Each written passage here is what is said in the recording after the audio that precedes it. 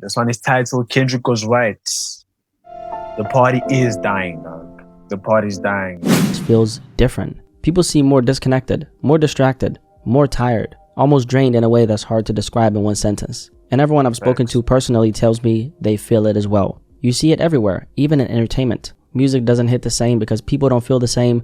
Modern movies don't last like they used to. Nothing sticks, nothing's memorable. And honestly, even friendships feel different too. Like friends aren't really friendening like before. The question I've been asking myself is, what exactly changed these last few years? Is this just a sign of the times, or is it exactly what Kendrick Lamar was pointing out, the shift happening right now in our culture? On September 11th, 2024, Kendrick Lamar dropped a song called Watch the Party Die. At first, people propped it up as another response to the explosive rap beef he had with Drake. And honestly, most people who didn't really listen still think that's what it was about. But on this track, Kendrick wasn't focused on the beef at all. He was speaking on where the rap game was heading, the culture, and the music industry as a whole. How everything started feeling hollow, material, surface level, and how the energy around music was quietly fading away. And about 13 months later, the numbers reflected it.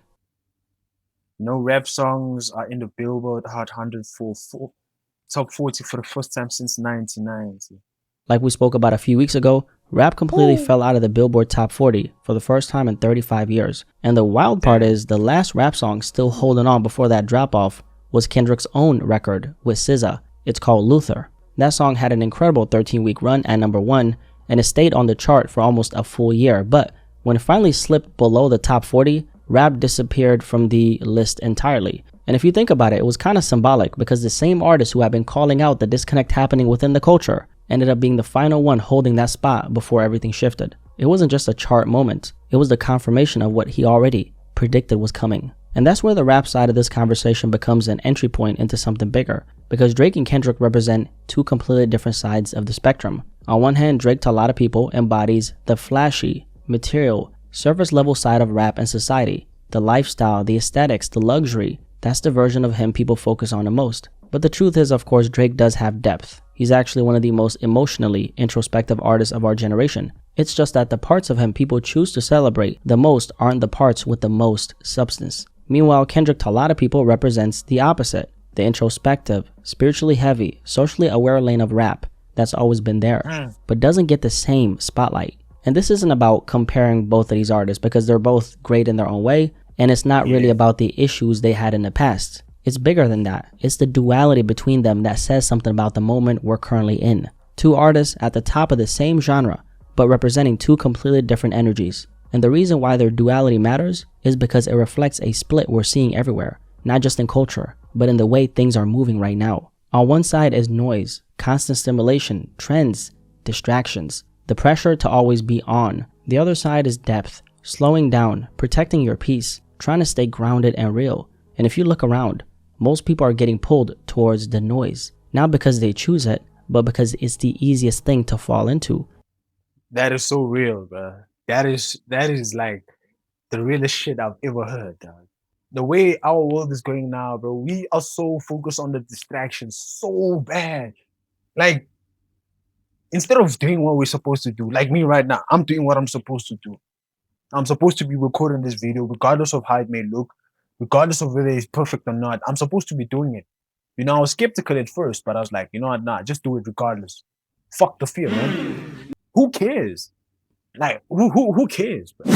It's everywhere and it's loud. And when you zoom out, it makes a lot of sense. We're living in a time of extreme abundance, endless content, endless opinions, endless stimulation. Everything is loud, constant, and spiritually draining. And Kendrick actually said this directly in the song. He has a line where he goes, "They wonder why I'm not enthused to drop. The more visible you get, the more your spiritual is tried." And a lot of us have seen the price that comes with being seen in this digital age. It's like if you don't post, you don't exist. If you're not constantly showing up online, people forget about you even faster. The more exposure you have, the more you're on people's minds. But the real question is, what are we giving up in exchange for that visibility? Because every time we post, every time we share, every time we try to stay relevant, the algorithm takes a piece of us. Not literally, but mentally, emotionally, spiritually. It rewards whatever keeps people scrolling, whatever keeps the machine running. And that's the part a lot of us don't see. You're not just feeding an audience, you're feeding a system that doesn't care about your well-being, your peace, or your sanity. And this is a big reason why so many people today are pushing back against all of it. I mean, you can really feel it. People don't want to be constantly watched anymore. People don't want to perform their lives 24/7. People are tired of being on all the time because a lot of us are already on, just trying to survive everyday life. Work, bills, pressure, expectations. Most people barely have enough energy for themselves, let alone an audience. A lot of us have hit a limit, a point where the noise, the stimulation, the pressure just doesn't feel good anymore. You see it in how people express themselves on social media. You see it in how people date. You see it in how people talk to each other. There's a slow collective turn happening. It's almost like people are pulling back from the dysfunction they used to be attracted to. And that's exactly the space Kendrick was speaking from.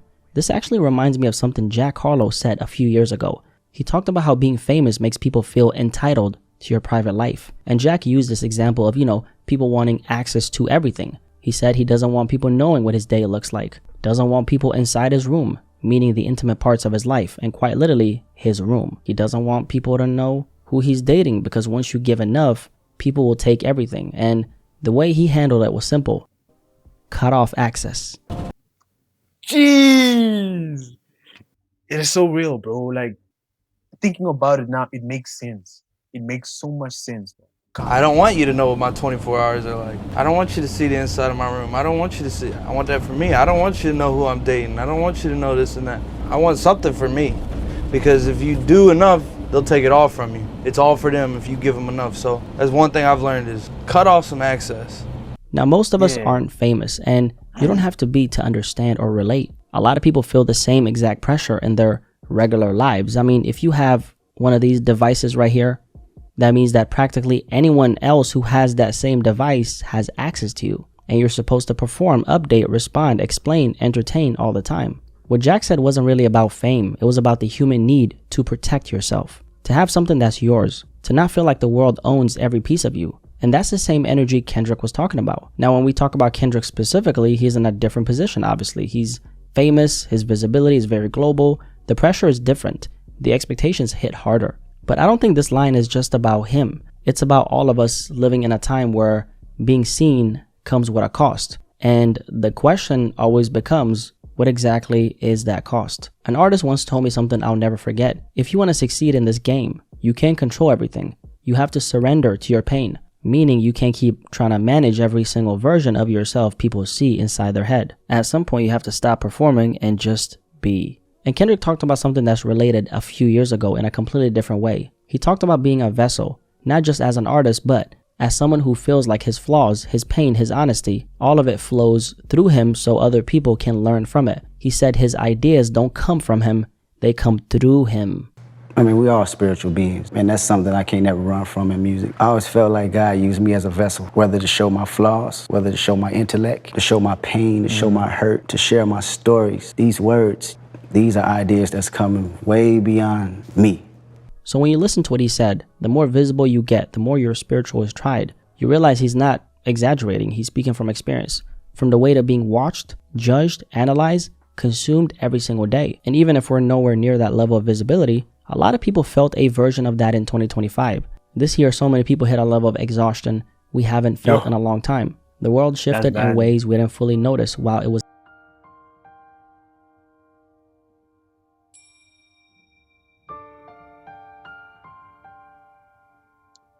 This is the realest shit I've ever watched, dog.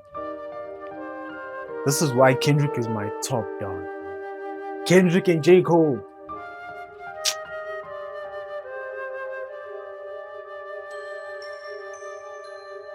The music you listen to, bro, you better heed to the music you listen to, bro. If you're listening to my NBA Youngboy and them, my guy, no offense, dog, but reevaluate your life, bro. You cannot be listening to guys talking about how I killed this person, and then they're actually flaunting it.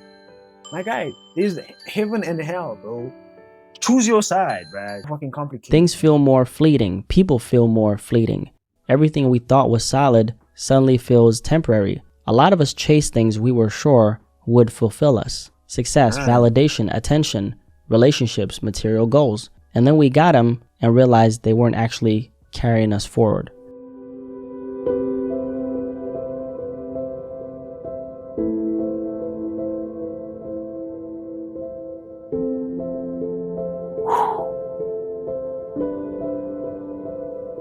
Me personally, I can testify to the part about relationships. But I used to chase women, dog. I'll be honest with you, I used to chase women. But then once I actually found one, and then I saw what this person was like, I was like, nah, bro. Why am I putting myself in such situations? Why do I keep doing this to myself? It's like I'm betraying myself. Shit, dog. They weren't feeding us. They weren't aligning with who we were becoming. A lot of us had moments where we looked at things that we wanted really badly in the past and we just quietly admitted to ourselves, this right here is not going to take me to where I'm trying to go. And that realization obviously hurts because it means the past version of you can't survive the future you're stepping into. One of the best descriptions of what so many people Oh, the past version of you cannot survive the future that you're stepping into. Gents, you need to let go of the old habits in order to become a new person.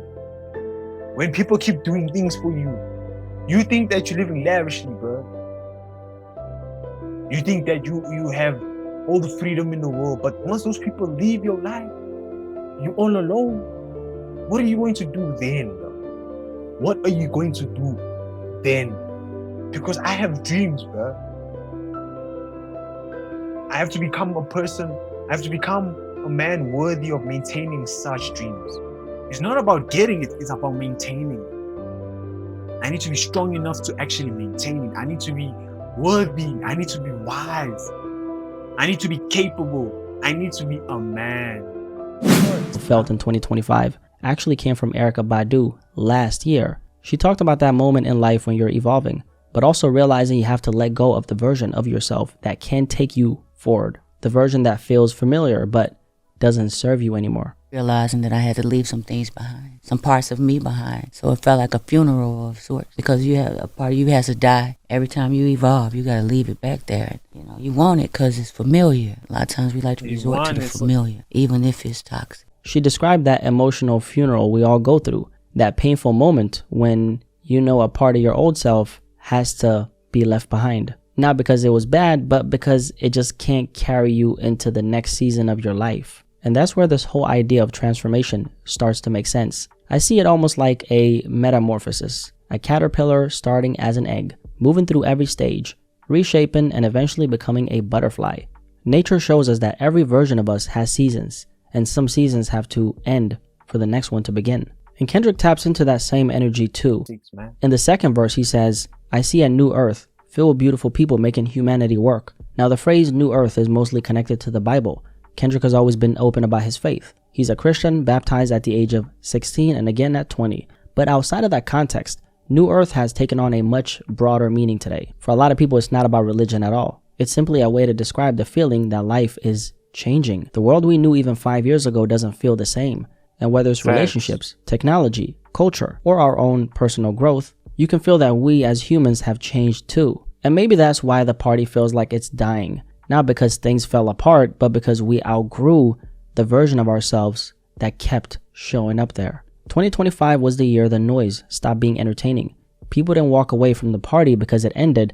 They walked away because they were tired of losing themselves in the crowd. And that's the real point Kendrick was making. Or so I think. That's my interpretation. The party wasn't just music or culture or the industry. It was us. The version of ourselves we kept dragging from year to year, even when we knew it wasn't taking us anywhere. And maybe the reason why it feels like everything is ending is because something new is finally beginning. If you made it this far, drop a like, because this was obviously a very stimulating conversation. You made it till the end. And yeah, it looks like we're basically in 2026. I hope whatever chapter you're stepping into next is full of clarity, alignment, and a lot of good things. 2025 was honestly a reality check for me, man. Woo! Yo! It's so real, bro. You know, I'm just glad that, you know, I went through 2026 and the fact that I made it out of 2025, bro. You know, I got through 2025 and the fact that I made it out of 2025. Thank you, Jesus. I can't lie, bro. I'm a whole new person.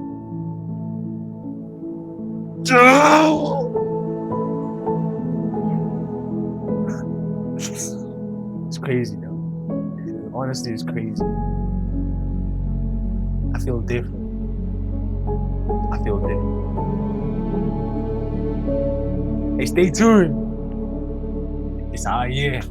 It's our year. It's our year. It's our year. Everyone loves you, man. God loves you too.